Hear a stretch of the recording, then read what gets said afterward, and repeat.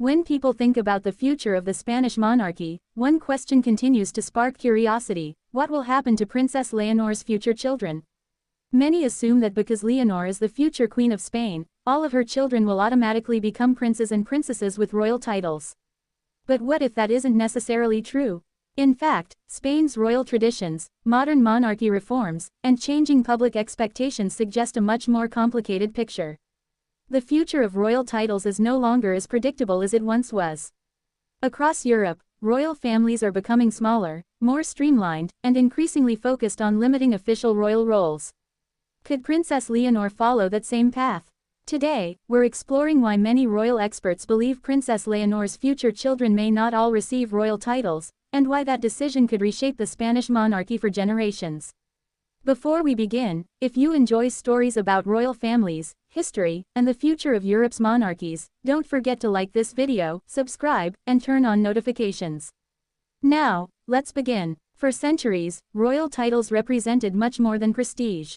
They defined political authority, determined succession, and established who belonged to the ruling dynasty.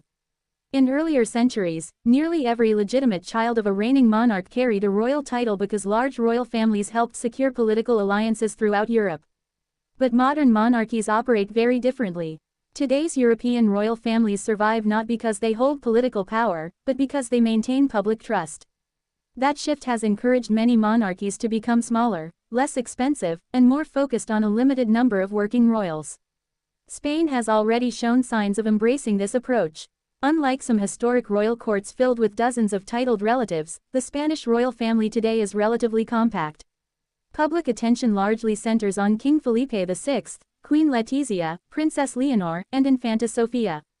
This smaller structure has helped project an image of efficiency and modernization. As Leonor prepares to one day become queen, many believe this streamlined model could continue. One important point often misunderstood is the difference between belonging to the royal family and holding a royal title.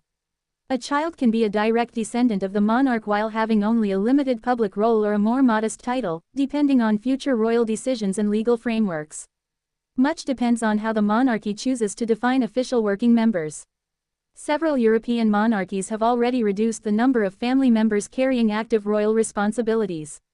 The reasoning is straightforward. Fewer official royals mean lower public costs, clearer constitutional roles, and greater transparency. Citizens increasingly expect monarchies to demonstrate financial responsibility, especially when supported by public funding.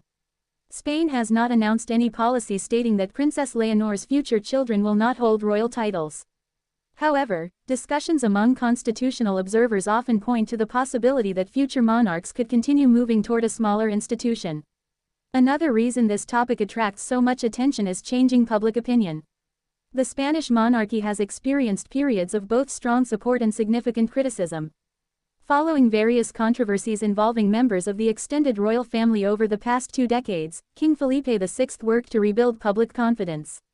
He emphasized accountability, transparency, and a more disciplined public image.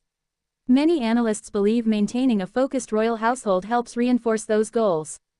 If Leonor follows a similar philosophy, she may decide that only the direct heirs should carry the highest official responsibilities. Such a decision would align with broader European trends rather than represent a dramatic break from tradition. Of course, succession remains the most important consideration. If Princess Leonor has children, the eldest child would almost certainly become first in line to the throne under Spain's current succession system, unless future constitutional reforms change those rules. That heir would naturally play a central role within the monarchy. The question concerns younger siblings. Would they become full-time working royals? Would they receive the same public responsibilities? Or would they pursue private careers while remaining close to the royal family? These are questions that future monarchs may eventually address. Another interesting factor is public funding. Modern royal households often distinguish between family members supported through official royal budgets and those living private professional lives.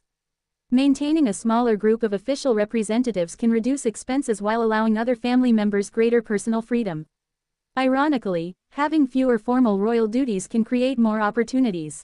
Without constant constitutional obligations, younger family members may pursue higher education, business, charitable work, science, medicine, or other professions.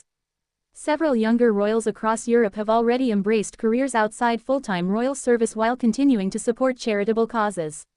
This balance between public service and private independence reflects how monarchies continue adapting to the 21st century.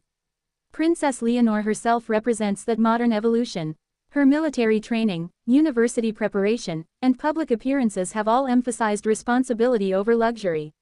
Rather than projecting an image of privilege, the royal household has consistently highlighted discipline, education, and national service. Many observers believe these values could influence how Leonor eventually raises her own family.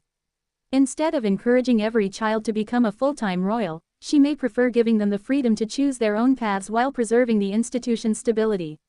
There's also an international dimension. European royal families increasingly learn from one another. Reforms in one monarchy often inspire discussions elsewhere. The trend toward streamlined royal households has become one of the defining characteristics of modern constitutional monarchies. Although each country has unique traditions and laws, many share similar goals: maintaining relevance, strengthening public confidence, and ensuring long-term sustainability. Spain is no exception. Some constitutional experts argue that limiting official royal titles could make the monarchy easier for the public to understand. A clearly defined line of succession reduces confusion and focuses attention on those carrying constitutional responsibilities. Others believe broader royal recognition preserves tradition and strengthens family continuity. Both perspectives have supporters. Ultimately, any future decisions would depend on Spanish law, the reigning monarch, and the broader constitutional framework in place at that time. It's important to separate confirmed facts from speculation. Princess Leonor has not publicly discussed whether she wants children, how many she may have, or what titles they might receive. No official announcement or law currently states that her future children will be denied royal titles. Everything discussed today concerns possibilities based on current trends, expert commentary, and the evolution of European monarchies. That distinction matters because royal institutions often evolve gradually over decades rather than through sudden changes. Future governments, constitutional reforms, or royal decisions could all influence how titles are granted. One thing, however, seems increasingly clear. The future Spanish monarchy is likely to prioritize adaptability over rigid tradition. Princess Leonor has spent years preparing not simply to inherit a throne but to lead an institution facing changing expectations from modern society. Her leadership will require balancing history with innovation. Whether her future children become highly visible royals or enjoy more private lives, their roles will almost certainly reflect that balance. Perhaps that is the greatest lesson of modern monarchy. Royal success today depends less on the number of titles a family possesses and more on the trust they earn from the people they represent. If Princess Leonor one day decides that a smaller, more focused royal family best serves Spain, history may remember that choice as another important step in the monarchy's continued evolution.